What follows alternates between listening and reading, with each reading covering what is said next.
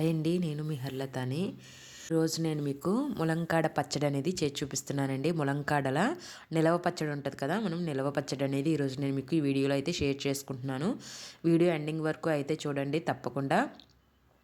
ఒక్కసారిగా ఇలా కనుక మనం పచ్చడిని పెట్టుకొని తింటే వేడివేడి అన్నంలోని సంవత్సరం పాటు అంతా కూడా మనకి పచ్చడి నిలవ ఉంటుందండి. ఈ విధంగా కనుక చేసుకుంటే టేస్ట్ అయితే చాలా బాగుంటుంది.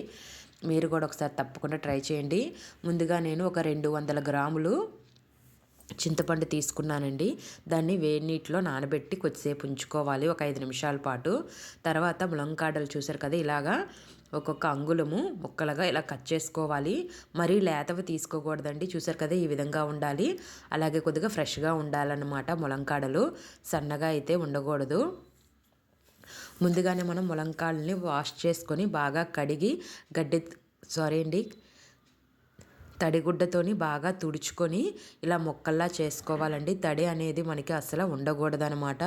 చూసారు కదా, ములంకాడ ముక్కలు అనేవి మనకి ఒక కప్పు అయితే అయినాయండి. మనం ఎన్ని ముక్కలు తీసుకున్నామో మనం కప్పుతోని కొలుచుకోవాలన్నమాట. నాకైతే ఒక కప్పు ములంకాడ ముక్కలు అయితే వచ్చాయండి. ఇప్పుడు నేను ఉప్పు తీసుకున్నాను అనమాట. ఉప్పుని ముందుగా అంటే కల్లుప్పు తీసుకోవాలండి. కల్లుప్పుని ఒక 2 నిమిషాల పాటు అయితే వేయించుకోవాలండి. లేదు అంటే 2-3 గంటల పాటు ఎండలోనైనా సరే మనం పెట్టాలన్నమాట. ఏ కప్పుతో అయితే నేను ములంకాడలు తీసుకున్నానో అదే కప్పుతో నేను ఉప్పు తీసుకున్నాను అనమాట. అవి వేయించి పక్కన పెట్టుకున్నానండి. ఇప్పుడు మనం చింతపండు చూసారు కదా, వేడి నీటిలో అరగంట సేపు నానబెట్టుకున్నాం కదా, దీన్ని ఇప్పుడు ఉడికించుకోవాలండి. కొద్దిగా దగ్గరకు వచ్చేంత వరకు కూడా మనం ఉడికించుకోవాలి. ఇంకా నీళ్ళది ఏమీ వేసుకోని అవసరం లేదండి. మనం నానబెట్టిన వాటర్ ఉంది కదా, ఆ వాటర్తోనే ఉడికించుకుంటే సరిపోతుంది. ఒక 5 నిమిషాల పాటు అయితే ఉడికించుకోవాలండి. ఇప్పుడు మనకి చింతపండు ఉడుకుతూ ఉంటుంది. ఈలోపు చూసారు కదా, మనం వేయించుకున్నాం కదా ఆ ఉప్పుని ఒక 2 నిమిషాల పాటు అయితే బాగా చల్లారనివ్వాలండి. ఇప్పుడు ఈలోపు మనం ఒక కళాయి తీసుకుందాము. కళాయి తీసుకొని అందులోని ఒక 2 స్పూన్లు ఆవాలు అయితే వేసుకోవాలండి. అలాగే ఒక స్పూను మెంతులు వేసుకోవాలండి.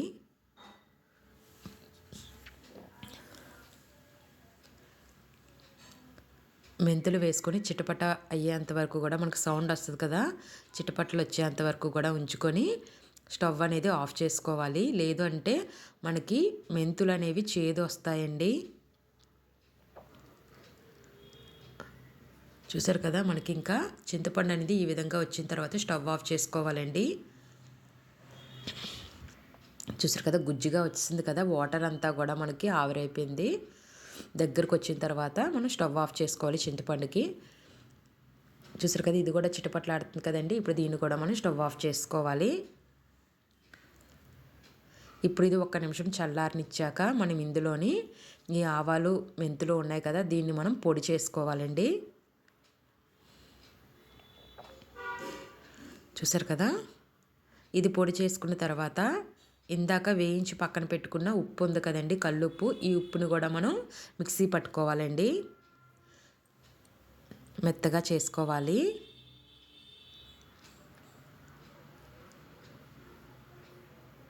ఇదిగో చూసారు కదా, ఇప్పుడు ఇది కూడా వేరొక ప్లేట్లోకి అయితే తీసుకుందాం. ఇప్పుడు ఇందులో మనం ఒక వెల్లుల్లిపాయ అండి, పెద్ద సైజు వెల్లుల్లిపాయ ఉంటుంది కదా, ఒక వెల్లుల్లిపాయ అయితే పూర్తిగా తీసుకోవాలి. మిక్సీ జార్లోకి తీసుకొని ఇందాక ఉడికించుకున్న చింతపండు ఉంది కదండి, అది కూడా ఇందులో వేసి మిక్సీ పట్టాలి. ముందుగా మనం వెల్లుల్లిని మిక్సీ పట్టేసుకోవాలండి. రెండు ఒకసారి పడితే మనకి వెల్లుల్లి సరిగ్గా నలగదనమాట. కాబట్టి ముందుగా మనం వెల్లుల్లిని మిక్సీ పట్టుకొని తర్వాత ఉడికించిన చింతపండును కూడా మనం ఇందులో వేసుకొని మిక్సీ పట్టుకోవాలి. ఇంకో చూసారు కదా, ఇదిగోనండి, చూసారు కదా, ఈ విధంగా మెత్తని పేస్ట్లా అయితే చేసుకోవాలి.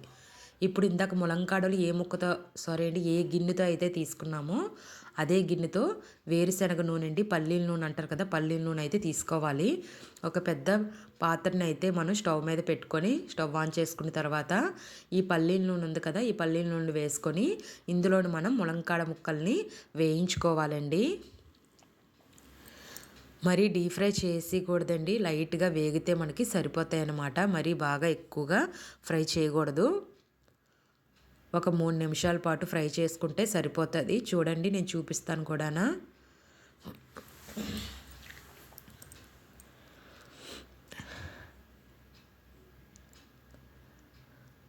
పల్లీల నూనె కాబట్టి మనకి బబుల్స్ అనేవి వస్తాయండి.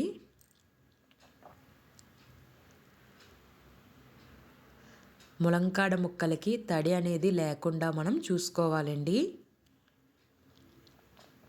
చూసారు కదా, ఇంక ఈ విధంగా వేగిని సరిపోతాయండి మనకి. ఇప్పుడు గిన్నెలోకి అయితే తీసేసుకుందాం ఈ ములంకాడ ముక్కల్ని.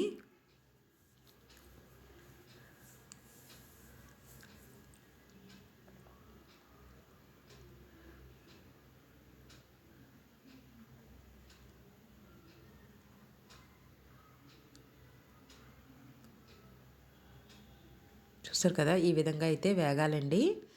ఇప్పుడు అదే ఆయిల్లోని మనం ఇందులోని ఒక 1/2 స్పూన్ మెంతులు, అలాగే 1 స్పూను ఆవాలు,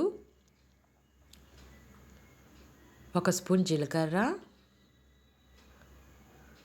2 ఎండుమిర్చి వేసుకోవాలి. ఇప్పుడు ఇందులోని ఒక 8 దంచిన వెల్లుల్లి గుడ్లు వేసుకోవాలండి. అలాగే ఒక గుప్పెడు కరివేపాకు కూడా వేసుకొని బాగా కలుపుకోవాలి. చూసారు కదా, మనకి బాగా వేగినాయి కదండి. ఇప్పుడు ఇందులోని 1 స్పూను పసుపు వేసుకోవాలి. పసుపు వేసుకొని ఒకసారి బాగా కలపాలండి.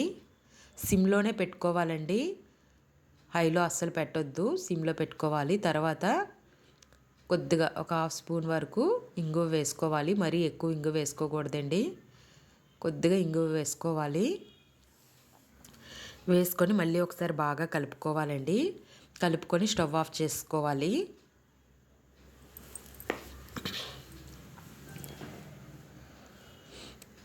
చూసారు కదా, స్టవ్ ఆఫ్ చేసుకున్నాం కదా. ఇప్పుడు ఇందాక వెల్లుల్లి చింతపండు కలిపి మిక్సీ పట్టుకున్నాం కదండి, అది ఒక 1/2 గిన్నె అండి. అంటే మనం ములంకాడ ముక్కల్ని తీసుకున్నాం కదండి గిన్నెతోని, ములంకాడ ముక్కల్ని ఒక గిన్నెతో తీసుకున్నాం కదండి, ఆ గిన్నె సగానికి చింతపండు వెల్లుల్లి పేస్ట్ అనేది సగం వరకు వచ్చేంత వరకు చేసుకోవాలన్నమాట ఆ క్వాంటిటీలోని. ఇప్పుడు దీన్ని మనం ఇందాక పోపు పెట్టాం కదా, ఆయిల్లో అయితే వేసేసుకోవాలి. ఇప్పుడు అదే గిన్నె సగానికి కారం వేసుకోవాలండి, పచ్చి కారం వేసుకోవాలి.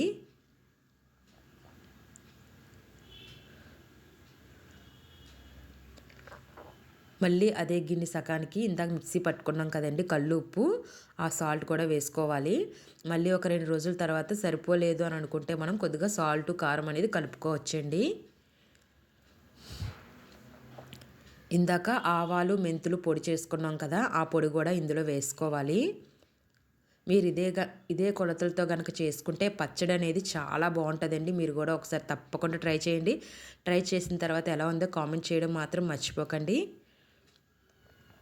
నా వీడియో కనుక మీరు ఇదే ఫస్ట్ టైం కనుక చూసినట్టయితే లైక్ చేయడం, అలాగే సబ్స్క్రైబ్ చేసుకోవడం మాత్రం మర్చిపోకండి. చూసారు కదా, మొత్తం అంతా కూడా ఇది ఆయిల్లో బాగా కలిసేలాగా ఉప్పు కారం పేస్ట్ చింతపండు గుజ్జు ఇదంతా కూడా బాగా కలవాలండి ఆయిల్లోని. కాబట్టి మనం ఒక 2-3 నిమిషాల పాటు అయినా సరే బాగా కలుపుకోవాలి. ఇదిగో చూసారు కదా, బాగా కలిపాం కదండి. ఇప్పుడు ఇందులోని వేయించుకున్న ములంకాడ ముక్కలు ఉన్నాయి కదా, వీటిని అయితే మనం వేసుకోవాలి.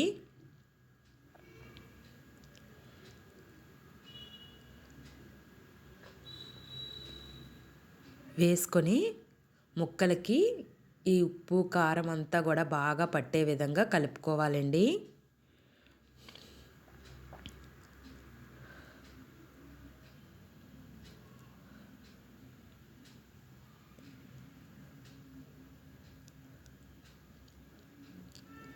బాగా కలుపుకొని దీన్ని మనం ఒక జాడీలో స్టోర్ చేసుకుంటే మనకి 1 ఇయర్ పాటు అయితే పచ్చడి అనేది పాడవకుండా ఉంటుందండి. ఇలాగ తక్కువ క్వాంటిటీలో చేసుకుంటే మనకి ఒక 4 నెలలకి 5 నెలలకి కూడా అప్పటికప్పుడు అయితే చేసుకుంటే ఫ్రెష్గా ఇంకా బాగుంటుంది అన్నమాట. చూసారు కదా, చాలా బాగుంది కదండి. నచ్చిందా అండి? నచ్చితే కనుక ట్రై చేయడం మాత్రం మర్చిపోకండి. నచ్చితే తప్పకుండా లైక్ చేయడం, సబ్స్క్రైబ్ మాత్రం చేసుకోండి. అలాగే ఇంకొక మంచి వీడియోతో నేను మళ్ళీ మీ ముందుకు వస్తాను. అప్పటి వరకు చూస్తూనే ఉండండి. Thank you for watching.